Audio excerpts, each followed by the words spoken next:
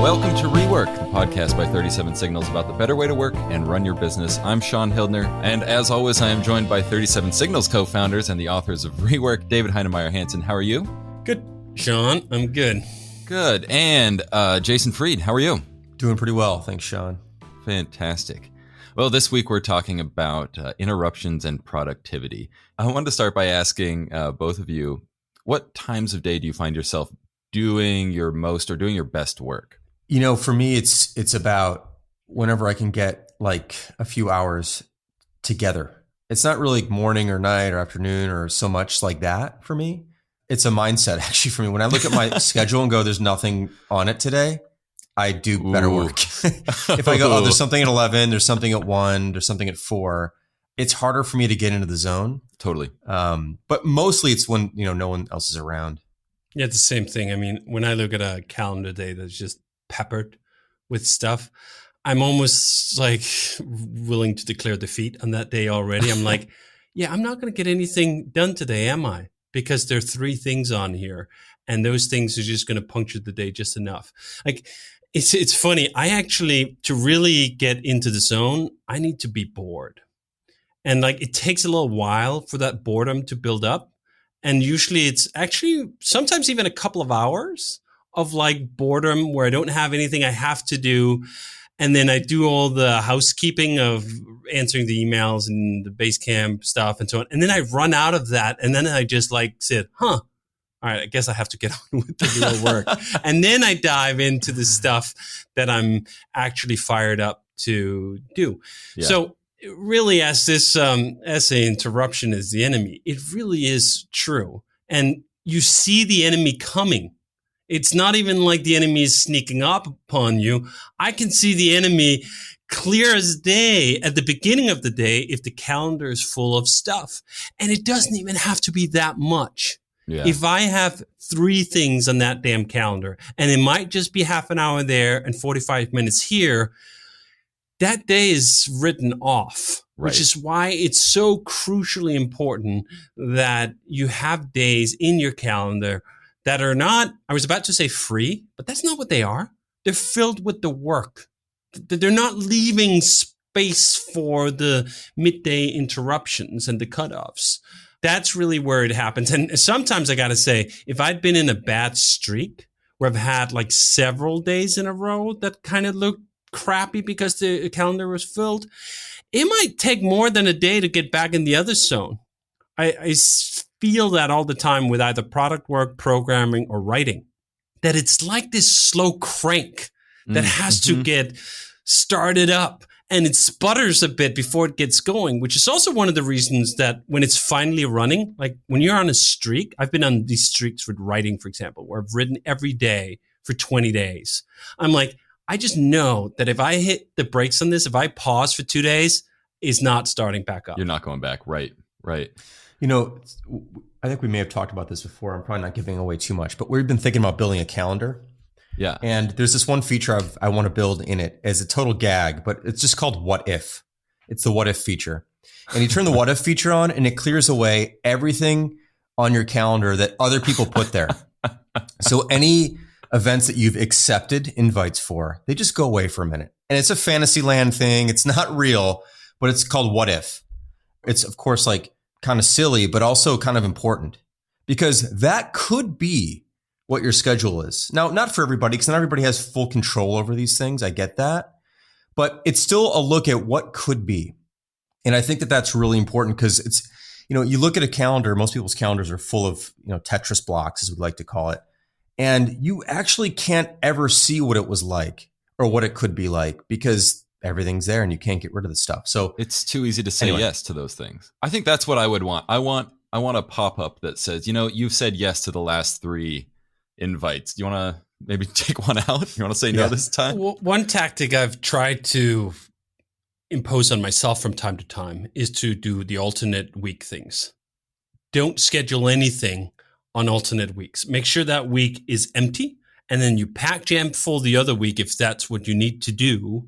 But you have to create this empty space. It's so much worse to be peppering all the obligations you have to other people on their schedule over your entire calendar rather than concentrate it. At least for me, I'd much rather have a grueling, draining 5-6 meetings in a single day, and then the rest of the week is clear than have those 5 or 6 things peppered over the whole week. So I think that's really important. I think the other thing we hit on in this essay is that people know this. They know that the time to get the real quote unquote work done is when they don't have the interruptions. And if that time only exists outside of work, that is where they will find it. Right. So it's early mornings, it's late nights, it's weekends. It's a lot of the overwork that's going on, particularly, I think, in our industry, that's put and pushed into the margins because the main bulk of the working hour is just jam full of these interruptions, right? And now you end up in a really insidious scenario where you can't get work done at work. That the hours you actually have dedicated to sit in front of your computer are eaten by the interruptions. Now, sometimes we're a little glib. Some of these interruptions are work. Coordination is work too. But for a lot of people, particularly creative people, I would find myself in that category as well when it comes to writing or programming or whatever. It's not the nourishing work. Do you know what? I can go for 3 weeks just diving deep on a programming issue and come out after those 3 weeks and be just energized, bubbling with energy. Holy crap, that was just amazing. Do you know what? If I try to do 3 weeks of that just filled with meetings and interruptions, I'm about ready to jump off a bridge. So I think that's a way to just tell the difference. And maybe it's the opposite for you, right? Like this is right. It could be a personality thing. Yeah. I mean, if you're a salesperson or work in another domain, it could be totally the opposite, right? You get energized by the interruptions and you get demotivated by the other stuff. But for the creative work where you're diving deep, it's more than just the time. It's also the mental energy. It's the motivation. It's the, I was just about to say will to live. That's perhaps a little sharp sometimes, but it can get there if you're in the dread zone long enough. I've totally had those where almost a month might have passed by where I'm like, when was the last time I wrote a piece of prose I really liked? When was the last time I dove into the code? When was the last time? And I just go like, I can't carry on like this. Now, Jason and I have some privilege here in the fact that we can actually push the what if button. But even so, sometimes I don't do that enough. I don't know. Maybe Jason's better at it than me. For our listeners, Jason's shaking his head. I don't know. Sometimes we have this, the joke is a hashtag executive life. The hashtag executive life is how we sort of moan to each other sometimes when it's been too many meetings in a row. Oh, boo-hoo. I mean, seriously. I mean, that is actually the boo-hoo. And this is where I think what I'd like to believe that what we've created at 37 Signals has been special for certain people, at the very least, for certain moments, is we've had a natural amount of open space in people's calendars. That we've tried a lot of things to combat that. Now, we haven't been successful for all the people all the time. And right now, I'm not sure I would pull out as the high water mark for those defenses. But just this appreciation that this stuff really matters. Can I add something to another technique? So David talks about the alternate weeks approach. Another thing I do is I do what I like to call shoulders, which is like I leave Monday and Friday open, completely open, no matter what, basically, unless there's some incredibly rare exception. So at least I know 2 days a week, just have nothing, really. That's something that I find a bit easier to do than take entire weeks off, but I would like to take the entire week off also. And not off, but off from scheduled events. So yeah, when you say have nothing, it's not like, well, I don't have anything scheduled, so I can now fit a bunch of stuff in. It's so I can sit down and do the work. Right. So I can write, I can design, I can think, all those things that take time to get into those things. And I need to know that there's no lowering ceiling. It's like something's not coming at me at 11 a.m. and it's 9:30 right now. Because when that's the case, I have a really hard time being expansive when the roof's closing in, or when the ceiling's closing in. So. Yeah. I think we started getting into this, David. Can you think of sort of what strategies that 37 Signals has used to create that culture of, it's not really acceptable. Even when we had an office, it was not really acceptable to interrupt people. And part of it is the async communication thing, right? I think the async communication is probably the number one thing, that we do the majority of our coordination and collaboration asynchronously. So people write things up rather than invite others to a meeting about it. Now, we still have meetings at 37 Signals, and some days I certainly think we have perhaps more now than what we've ever had. But we don't have a lot of these like, oh, here's a thing I want to present. Let me just call a meeting for that. These impromptu meetings that kind of just pop up, we don't have a lot of those because that energy usually flows into asynchronous communication where you write something up and then you get people's feedback when it fits into their schedule. And I think that is just such a key difference to companies that run on meetings first, which is most companies. Most creative companies run meeting first, or meeting is the first tool to grab when you're trying to do some collaboration or arrive at a decision or something else. And we like to make it the last option, that this is what you do when you've run out of the other options. I think that's the most important. We've tried other things over the years. We've had something called, what do we call it? Office hours, where technical experts in particular, who were frequently peppered with questions by others in the company, would reserve the time and say, like, do you know what? I talk with others in the company on Thursdays between 9 and 2. You can book time in that slot. That had several positive side effects. On the one hand, these experts were free to just do their own work the majority of the week. And then the other thing was that if you actually had to schedule time with someone and it might be a few days out, you might as well fix your own issue and not bother someone when it is something you actually could fix, but it just felt like it was easier if you reached out. I think we are organizationally aware of the fact that you can over-collaborate. You can over-communicate. That is the default state. And for certain people, at certain times, I think it's also a little bit of a pathology that you fall into this trap that, like, oh, here's this other person who knows more about this topic than I do. So anything that comes up in this domain, I should just reach out. Right, right. And no, you shouldn't. Keep your damn hands to yourself most of the time and figure it out. Again, it's not an argument that you can't learn from your coworkers or whatever, but then at least be considerate about how you do it. Do it asynchronously, write up your problem, and you will find, as many people through history have done, when you try to write down what your problem is, you magically arrive at the solution before anyone else has even had a chance to chime in. You know, we're going to talk a lot more next time about the impromptu meeting, but I think another insidious interruption is just the shoulder tap, the chatting around the water cooler at 2 p.m. How much of this just disappears when switching to remote work? I used to think remote work was really particularly good at protecting people's time, but I've come to believe that it's just as bad, basically. I mean, a different bad. It's just a different bad. It's actually, in some ways, it's a lot easier to interrupt people. And the modern tooling that most people use, which is chat and real-time communication, is just, it's actually...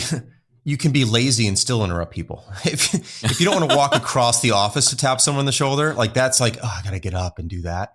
Now you just like, hit someone up basically, I think it's worse. I think it's actually gotten worse. This is, as David just sort of went into it. It has to be a cultural understanding that there is no expectation of immediate response, that just because the technology to reach someone is quick and effortless, that the response doesn't need to be commensurate, basically. You get back to people when you have time, when you want to pay attention to them, that's plenty. But I think that the problem is, of course, that that's not what tech does. And the other thing that's interesting is that if someone in a physical space was coming up to you and you were busy, you could kind of wave them off, like, just give me a minute or something. You kind of can't do that virtually. You have to ignore them, which is one technique. You could mark your thing away if you use presence, which we don't really believe in to begin with. But it's just too easy to reach people. People are too connected. People are too immediate, and everyone is right next to you all the time. Basically, I don't think it makes it easy. Mm-hmm. I think one area where it's actually even extra bad worse is how many people you can reach with no friction. How easy is it to bother 20 people or 50 people, or in large companies, 2,000 people? I think there's a lot of companies who were excited about, for example, introducing Slack or other chat tools in their organization and came to ruefully regret how easy it is for a couple of individuals to all of a sudden blast 2,000 people. That the etiquette about how we use these tools, what we use them for, when we use them, is very poorly understood compared to the fact that if you were in an office, right? Imagine you're in the middle of the workday, there's 200 people in this open office, you pull out your chair, you just stand on your chair and you start clapping your hands. Hey, everyone, what's your opinion about this? People would look at you as though you were just bananas. Right? Like, what is this person doing? Why are they asking for that much attention? When that happens in a chat room, for example, no one bats an eye. It takes very little to reach far too many people. So I think this is one of the areas that has not gotten nearly enough, funnily enough, attention. Is just how easy this multiplier effect comes in. When we talk about meetings, we like to say a meeting isn't an hour. If there's 5 people in that room, it's 5 hours. It's 1 times 5, right? The same with a chat message. If that chat message reaches 1 person in a one-on-one, okay, that's 1 line. If it reaches 100 people, it's 100 lines. This is one of the things. In fact, actually, just this week, we took a step towards rectifying this with something we have called automatic check-ins. We ask everyone every day, what have you worked on today? And it used to be we just asked everyone in the company in a single stream this question, and you'd get a ton of answers. Well, now there's 70 people at the company. And when you get even half of those people responding to that message, all of a sudden you have 40 things to read across departments, people doing work that you're not involved with, don't need to be up to speed on. We saw that and like, you know what, this isn't good. We need to shrink actually the blast radius of these information shots, right? And the way we did that was we carved it up and now there's like 4 or 5 of these different buckets. We still ask the question, but we'll ask it to 10 people in a group or 20 people in a group rather than the entire company of 70. And I think this is the same principle you can apply to a lot of these things. Like, how many people are you writing? In the beginning of email, the send all thing, like send to the whole company, that was a thing that needed to be understood. And then after, 5 years of that, everyone understood that you don't CC the whole company. That is particularly bad manners to ever do that. Yet we think almost nothing of CCing the entire company when it's happening in these chat rooms. So I think carving these things up, not having huge rooms. I mean, actually, these days, if you look at the main chat room we have that goes to the whole company, it's kind of a little bit quiet. And some people would go like, is there nothing going on here? And yeah, there's tons of shit going on. It just goes on in that group of 5, in that group of 9, because anything that goes on in a group of 70, it's a stretch often to call that work. That's like a party. Well, perfect. I think that that's going to be good for this conversation. I do want to get into some listener questions, though. How's that sound? Shoot. This week we have a question from PJ. Hi, this is PJ from Singapore. My question to David and Jason is, if they were to go back in time again and start Basecamp all over, how important was it to have been in the same time zone as the American and the European markets? Like, how would Jason and David have approached Basecamp differently now if they had started Basecamp all over, say from Bali, the Indonesian island? Thanks so much. I don't think it mattered where we were when it comes to who we were selling the product to. I don't think we ever really thought about that. David and I worked, I think it was 6 or 7 time zones apart for quite a while, a couple of years or something like that, prior to David eventually moving to Chicago for us to be together. But what we found was that like 3-4 hours overlap for us was the right amount of time to work together. But it didn't really matter where the customers were. We just responded to customers within a day's worth of time in terms of responding to a customer service question or something like that. And if things went down in the middle of the night or whatever, like someone has to get up and deal with that. I think you could easily start the business we started from Bali or from wherever you want. It doesn't really matter where you are, I don't think. That's something I actually hear a fair bit in Europe. It's almost like a lack of self-confidence that we could do these kinds of things. And I'm like, this is global software. We sell Basecamp to every country in the world except 2. I think one is North Korea and the other one is some other Iran, I think. Yeah. I think we're in 166 countries is right. So we sell basically around the world, have done so since day one. No one who signs up for Basecamp right this second, while we're talking, there's just a bunch of people signing up for Basecamp. Do they care that I'm in Copenhagen and Jason is in near Los Angeles? No, they don't care about that at all. And I think it's in your head a lot of the times that like, oh, I can't do that if I'm not like the place where it's happening.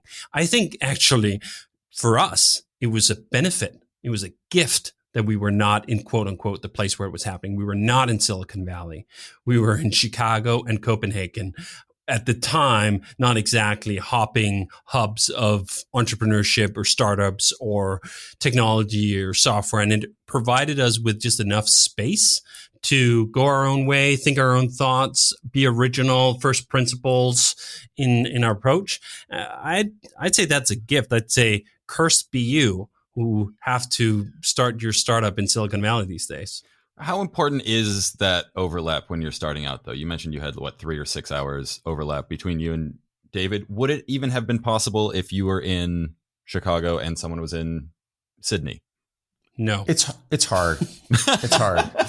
The short answer is no. Yeah. You cannot do this kind of work without having some real-time collaboration. Which is also why I think people who outsource, typically there was this historic US firms would outsource to India to get more developers. The problem is that software is not a throw over the fence. I mean, it can be, but it can't be like a throw over the fence, wait 24 hours kind of thing. It has to be an iterative thing where you go back and forth and look at something together and use it together and play with it together.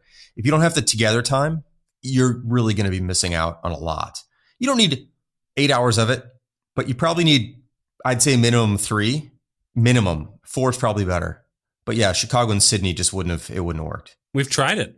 We actually had someone in Australia for a while who was on a team when they had to do collaboration. It was not easy, and it required great sacrifice on their end to be up at ungodly hours to make it happen. And we've even had it on other ends where someone in Europe was working too early in the day for someone in the US, and that wasn't working right either. You need the overlap. But I would actually go as far as to say that it's actually kind of better if you only have 3 or 4 hours of overlap rather than 8. I would prefer, in most cases, I think we actually got a lot done with the Copenhagen-Chicago situation. Some days we got more done than the Chicago-Chicago situation.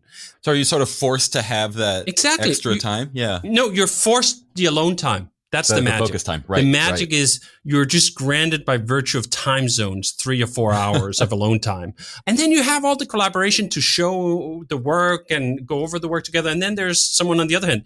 In fact, we kind of had this a little bit when even in the US. So I was on the West Coast for a while. Jason was in Chicago. And just those 2 hours, that was actually a real benefit. So I'd actually say, like in the US, there's sort of an ideal where if you can have someone on the East Coast and someone on the West Coast, you kind of get a little bit of that bonus separation. That's better than being in the same place at the same time.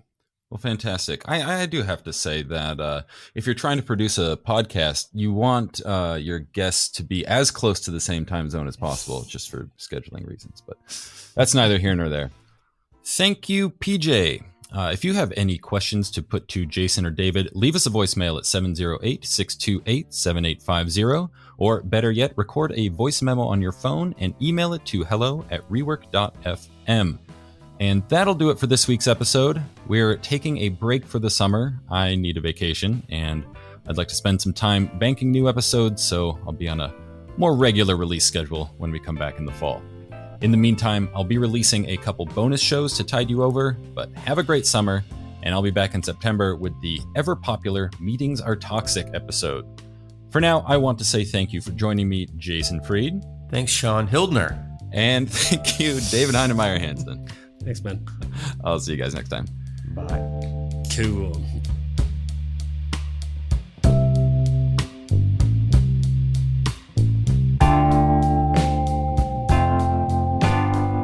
Rework is a production of 37 Signals. Our theme music is by Clipart. We're on the web at rework.fm, where you can find show notes and transcripts for this and every episode of Rework. We're also on Twitter at Rework Podcast. As I said, we're taking a short break for the summer, and I'll be back in September with brand new episodes. If you like the show, I'd really appreciate it if you could leave us a review on Apple Podcasts, Spotify, Overcast, or wherever you're listening to this.